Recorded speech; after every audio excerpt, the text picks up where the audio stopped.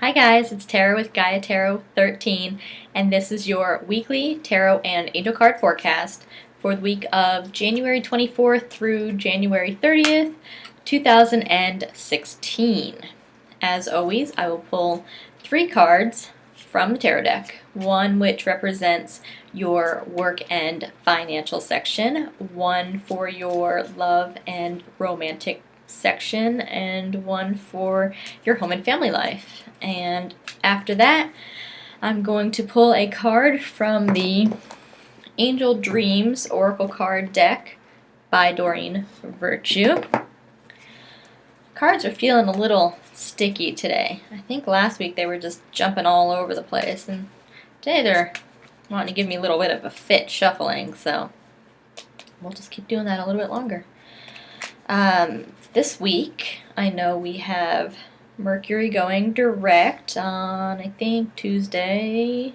Don't quote me on that. I'm not an astrologer. I know while Mercury is retrograde, you're instructed not to sign contracts without double checking them, or you may have issues with technology. I know that's all like typical Mercury retrograde stuff, so hopefully some of that stuff this week will be getting worked out, and we'll see that in the cards here. Alright, there we go. Okay, well, this week in your love, and I'm sorry, let me start that again. This week in your work and financial section, just had a minute there, we have the 9 of Pentacles reversed. Now, this is about premature celebrations and kind of like a don't count your chickens before they hatch kind of thing. Don't bank on things before they're actually in your hands. And with that in your work section, it could be, as I said, look at that, tied into Mercury retrograde. So if we're not supposed to sign contracts, if you're looking for a new job or trying to get a new job, something like that, or a new project perhaps from your current employer, and you're thinking you're going to get it, don't count that yet. You know, don't expect to have it until you actually have it in your hands. So that's your advice this week for work. In your love and romantic section, we have the 10 of Wands upright. Now this is about an unburdening. So you may feel overwhelmed. I'm sorry, did I say unburdening?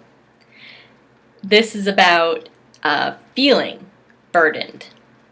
Feeling like you've got too much on your plate, like you're overloaded, like you're doing it all on your own, and something's taking up all your time, and you feel like maybe no one's there to help you. So to rectify this unburdening, there it is. So to rectify this, try and, because no one wants to feel this way, right? Especially in your love and romance section, right? You don't want to feel like, oh, I'm doing it all on my own. If you are coupled, try communicating with your partner. If you don't already have a good open lines of communication, tell them very clearly what you need. If you feel like you're the one making all the money, tell them that you need them to contribute that part, a little more. If you are doing all the household stuff, tell them that you need them to contribute to household stuff. If you are the one doing all the money and all the household stuff, why are you even in a relationship? It seems like you're just paying for 2 people when you could be just paying for yourself and doing it all by yourself. It's just something to think about. So this is feeling like you're doing it all on your own. And if you don't want to feel that way, try and open the lines of communication between you and your partner. If you are not in a relationship, then maybe you are doing it all on your own, and maybe it's just that it's getting to you a little bit. Maybe you find yourself wishing this week like, oh, I wish I had someone to help me out with this. It'll pass. Sometimes we just feel overwhelmed. It's alright. Just ride it. It's a wave. Just ride it and it'll go away. in your home and family life, we have the Four of Pentacles upright. This is my hoarding card. This is my refusing to budge, my way is the right way, not letting anyone in. I mean, you see he's hanging on to that real close, so think of it like that, like barriers and walls, and you're not letting anything in, being very guarded. Not letting anything in, not kind of letting anything out, just clinging to something. And it could be that you are clinging to an outdated idea. That is what is coming to me right now. You might be so tied to a perception of something that you're not letting a new opinion in or a different point of view in. So, I mean, it's never really, look at that guy. It's never good to be like that, to be so clinging to something that you're unwilling to share and unwilling to let new stuff in.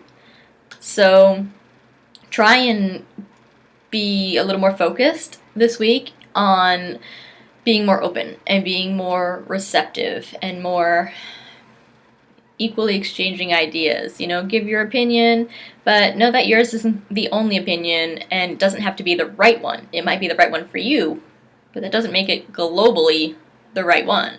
So just kind of keep an eye on where you're not having a free exchange of energy or information or ideas. Just don't be so cloistered or tunnel vision about things this week.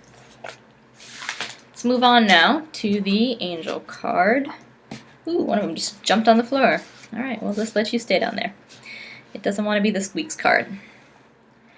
All right. Dream Guide.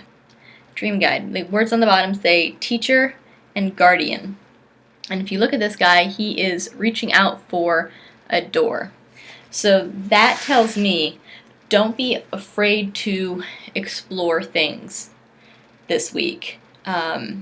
Learning new things from teachers or guides or gurus or whoever you learn your things from. Learning new things could lead you down a new path. And it could be a new path that you didn't know that you liked.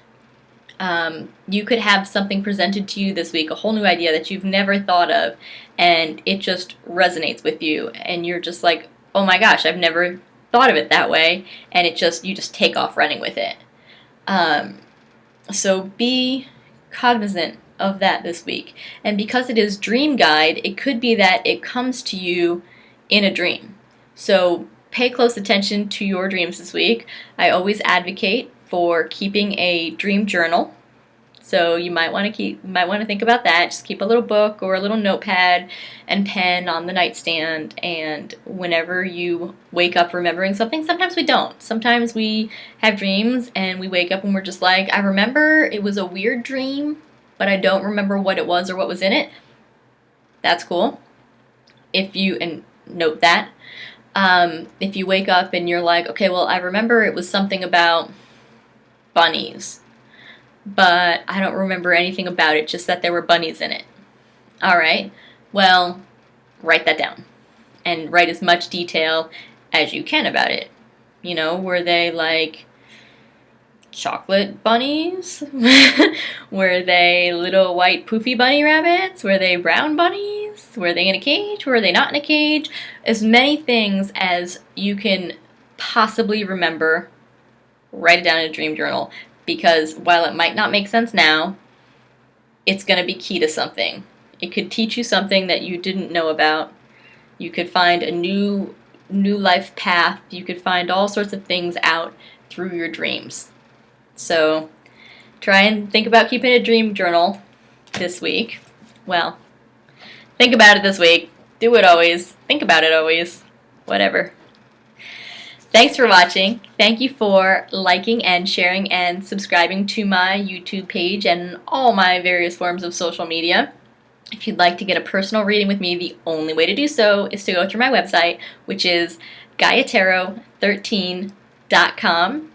And be sure to follow me on Facebook, Twitter, Instagram, Tumblr, where I will pull, I think on all those, I will pull a daily tarot and angel card, reading the energy every day for that specific day.